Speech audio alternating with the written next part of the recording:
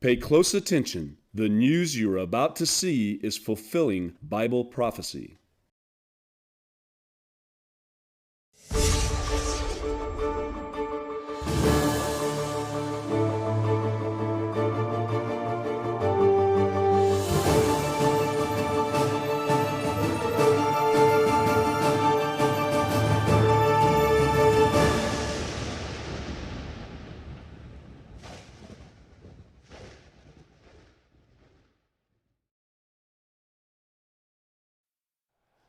Welcome to another edition of YPN News, bringing you news as it relates to Bible prophecy and foretold by Yisrael Hawkins. Well, Jeff, we've got extreme heat waves that are taking place across the Pacific Northwest and in parts of Canada, as well as the Delta variant, which is making its way throughout the world and causing more problems as it's more contagious and more virulent.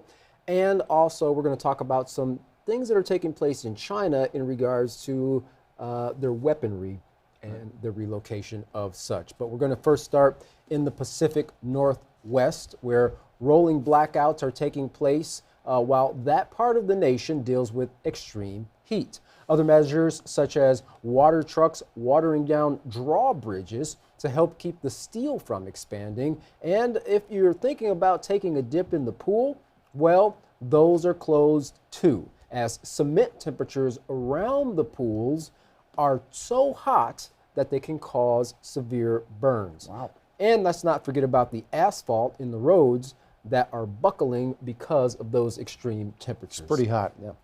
Well, most people in the area do not have air conditioners as inside temperatures reach 96 degrees. In Oregon, over 500 people have gone to the emergency rooms and urgent care centers due to heat-related reasons. Now, the Seattle Fire Department has received 117 medical-related calls for heat-related illnesses due to the heat wave. Now, Lieutenant Pat Hubschenman from the Seattle Fire Department said that some of the heat-related calls they received, patients had core temperatures of 104 degrees. That's pretty hot for the core. It sure is. Well, in Northern California, the lava fire is adding to the stress of the heat as it continues to grow rapidly and has forced thousands to evacuate. In Philadelphia, New York, and Boston, the heat and humidity is growing there as well. Many meteorological experts think this could only be the beginning of a brutal and dangerous summer heat wave. Well, as we've mentioned, Portland, Oregon set a heat record with a high recorded at 116 degrees. Now, even the normally cool country of Canada has experienced triple-digit temperatures, putting a lot of lives in danger as unseasonably the heat wave sweeps across normally mild regions of North America. Now, in California, AC units are selling out faster than they can come in. Wow. Well, this heat wave is caused by what meteorologists have called a dome of high pressure over the Northwest. California's Central Valley, aka the world's breadbasket, high temperatures there are drying out the soil in an area which accounts for 2/3 of the country's fruits and nuts and 1/3 of the country's vegetables. A local rice farmer there said that it was more profitable for him to sell water coming from the Sacramento River over crops. Wow. Yeah. Well, as mentioned earlier, many have died in Canada as record-breaking temperatures have scorched Canada and the Pacific Northwest. Now, in Lytton, British Columbia, a record of 49.5 degrees Celsius or 121 degrees Fahrenheit. Very hot. Now, British Columbia's Premier John Horgan said that this was an unprecedented heat wave that has broken records day after day, resulting in 230 deaths. Now, forecasters say that Canada's heat might set more records in the coming days, so they're not out of it yet. No, and really in those areas like British Columbia, they're used to seeing summertime temperatures in the 70s. So this is extreme for them. Yeah, and that quick of a jump in temperature is hard for people to adjust to. Oh yeah, it takes a long time to acclimate to such high temperatures. Well, now to another type of heat, the heat that the Boy Scouts of America has been in for some time now, as they've reached a settlement to settle accusations of widespread abuse of its leaders. The up to $850 million settlement will pay up to $10,000 per person for those who say they were abused as children. About 60,000 survivors are involved in the lawsuit. That number is only about 2/3 of the total claims against the Boy Scouts. One survivor, Anthony Mandich, was about 10 years old when he says a scout leader first sexually abused him. He left that group because of the abuse and joined another group in Sun Valley, California. Sadly, a different leader abused him there, leading to another 2 years of abuse. Now, he said, "I feel like it's ruined my whole life and that I've chronically underachieved my whole life." And that's how devastating that type of abuse is, really any type of abuse, but specifically that sexual abuse there, it ruins people. It does. It ruins their lives. Yeah, because long after the physical abuse is past and somewhat healed, the mental and the emotional scarring is left for the person to deal with. Yeah. Well, Mandich is one of over 90,000 victims who filed claims against the Boy Scouts of America when the organization filed for bankruptcy in February.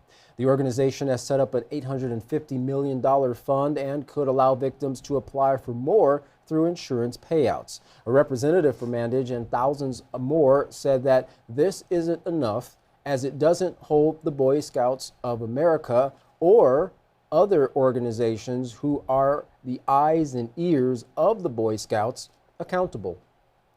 Well, the Boy Scouts said a global resolution that will equitably compensate survivors and ensure scouting future.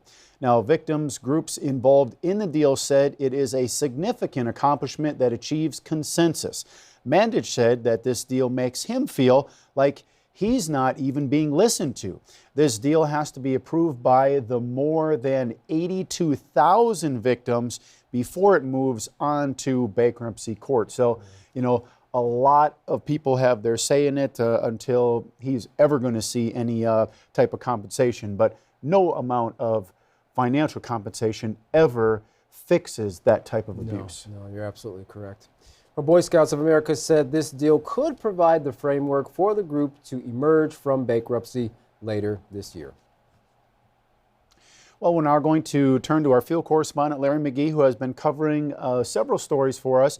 First off, the Delta variant, which we've talked about here recently, spiking, starting to really take hold, and a lot of cases. He's got a report for us on the 50 states, what the states are dealing with, as well as one very powerful nurse's testimony of getting the vaccine and what she experienced, and along with, he'll be finishing up with some airstrikes by Iraq there in Syria. So, Larry, what do you have for us on this Delta variant?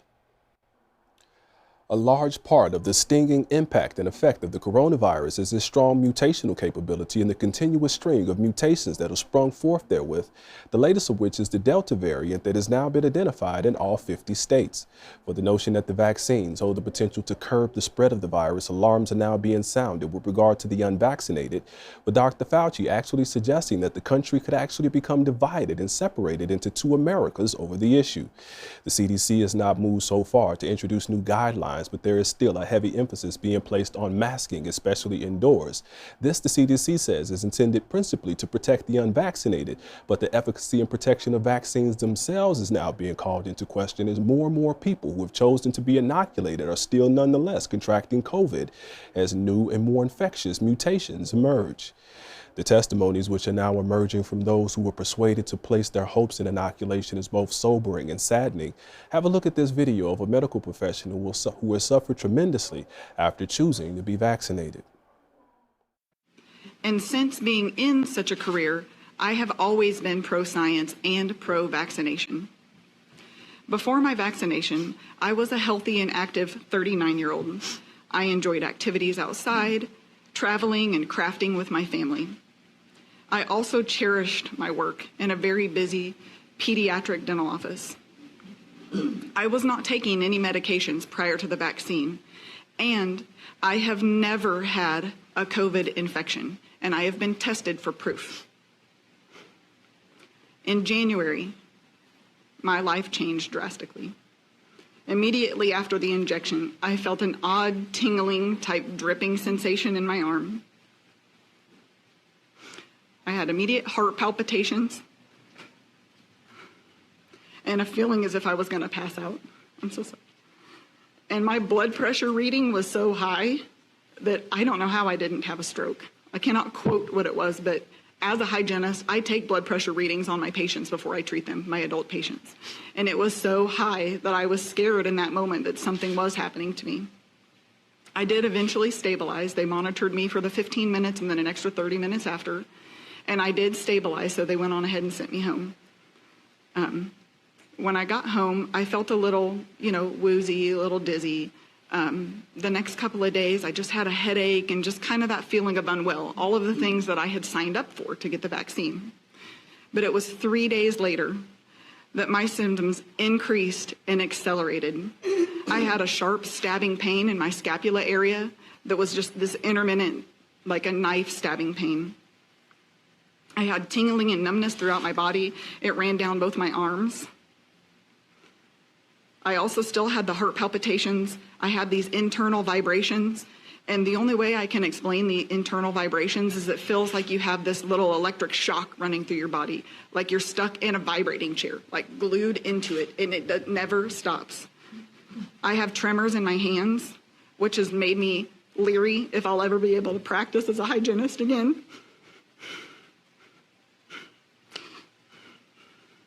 And like Cheryl, I am so fearful that I may have some sort of neurological issue after this with Parkinson's.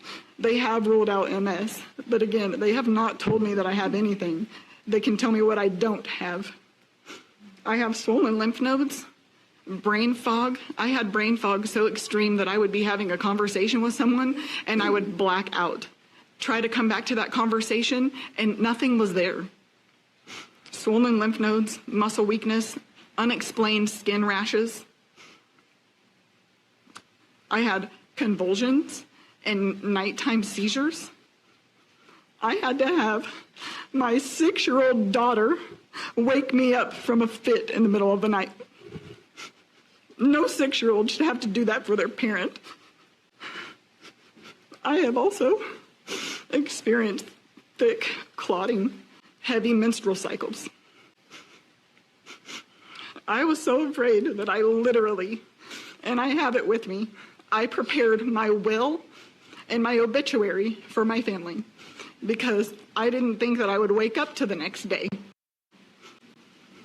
I have reported my symptoms to VSafe, VAERS, CDC, FDA, Pfizer. I have also sent information to 2 very well-known research institutes, and I have also reached out to prestigious universities. I've been dealing with this for 5 months. I've been dealing with this for 5 months. I've been dealing with this for 5 months. These past 5 months, my severe neurological reactions continue to plague me. Every day feels like I'm trapped in the movie Groundhog Day. I go to sleep praying, thinking I'm going to wake up the next morning and be better. And I'm not. I've had multiple tests, more than any person should have to go through this time in their life. I have had x-rays, blood work, MRIs, CT scans, ultrasounds, EEGs, and more. To date, the medical community has still remained baffled and unable to restore my health. The false prospects for a resolution to the plague and a return to business as usual through mass vaccinations is being shattered across the world as Israel, Bangladesh, South America, and Australia are all locking back down and reimposing restrictions due to a surge in new infections. The U.S. is once more striking at insurgents as well with this latest round of airstrikes in Syria and Iraq. The strikes are said to have been carried out on the orders of President Biden against several Iranian militia groups to send the message that his administration will act to protect American personnel in the region who have reportedly been under attack by the groups as they strive to provide training and support to the Iraqi military. For YPN News, I'm Larry McGee. Katan Jeff, back to you. Well, that's quite an emotional and powerful perspective from a medical professional's point of view and personal experience as to how the vaccine affected her. Right. It certainly has to change her thoughts on the vaccine and whether or not people should be getting vaccinated when she has her personal testimony and the horrible things that she had to go through. Yeah, very, very disturbing. Well, researchers have discovered China is potentially taking steps to increase its nuclear arsenal. Satellite imagery reveals construction is underway for more than 100 new missile silos in China's Gansu province. The project spans hundreds of square miles in the northwestern desert, with 119 construction sites being identified, which are thought to look similar to China's existing launch facilities.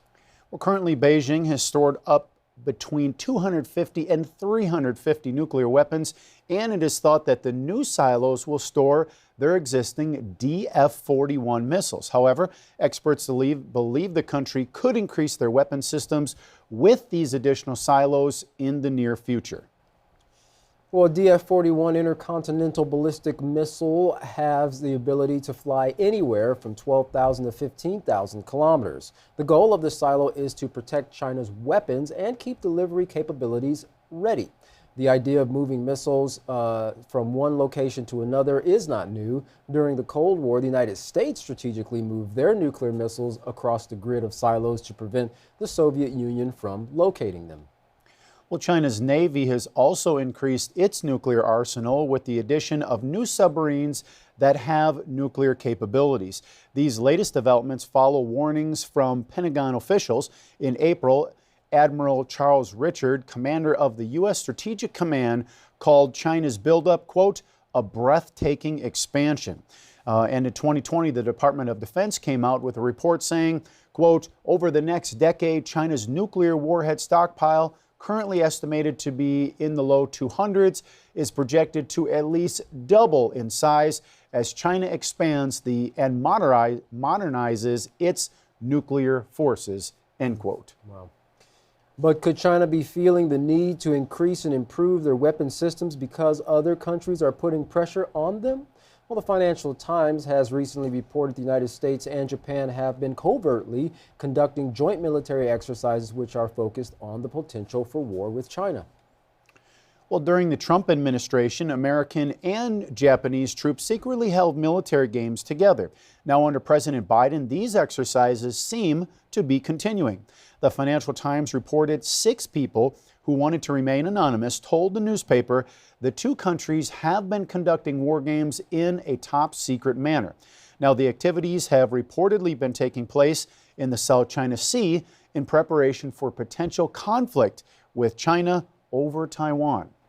A report says some of the drills were made to look like disaster relief training. Beijing's Ministry of Foreign Affairs spokesperson Wang Wenbing commented on the report saying, the Chinese government and people's firm resolve will save the nation, the national sovereignty, and territorial integrity will not waver in the face of any external pressure. We hope relevant sides will stop hyping up the China threat theory and instead do more things in the interest of peace and stability. Well, as we've reported in the past, China sees Taiwan as an extension of itself, which the U.S. recognized in the 1979 One China policy. Now, in addition to this, Japan, like China, both feel an island chain in the East China Sea belongs to them. So the contentions between Japan and China have been ongoing for many years.